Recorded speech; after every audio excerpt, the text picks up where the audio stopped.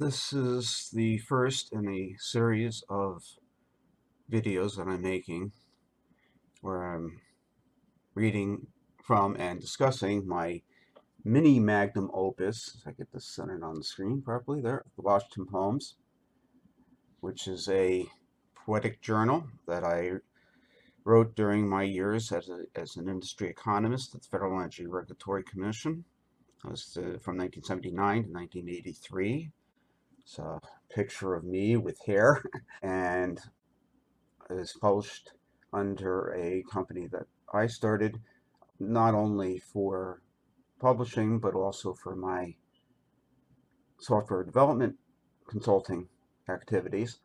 And you can see it started off in Edison, New Jersey, where I was living at the time.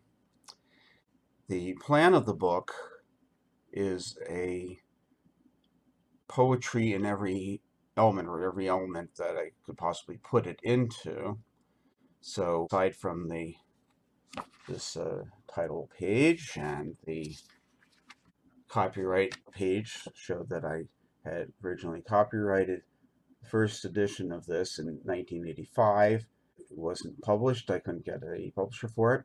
And the second edition, I did an ebook. At that point, I was starting my company. I just started my company, and I was attempting to do this through ebooks in their very nascent state, and that was not successful in getting things done. And then I had, that's okay, then finally I published it in fully with a ISBN number, Library of Congress control number, and all the good stuff. Published in the United States of America in 2008 after I had started my company.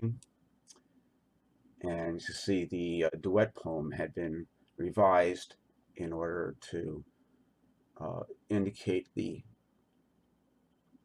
song that I had written, the actual duet that I had written for it. So when we get to the first element, which is the dedication.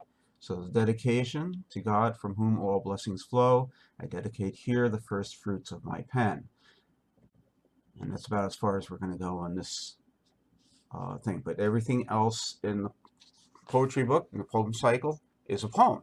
And so I have an introduction, and then I get into the body of it. And it's explain in the introduction further about the layout of the poem cycle. So I get into that in that introduction, explain how the rest of the book is structured.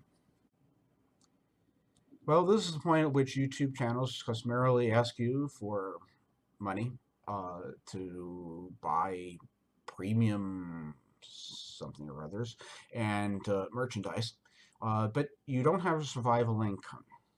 Most of you don't. And so you're just trying to survive on what you happen to have in the house. So I'm not going to ask you for anything. Just watch the video, share it, subscribe to the channel, and hopefully people will be listening to what I've been trying to say for years and years and years and years. Thanks. Bye.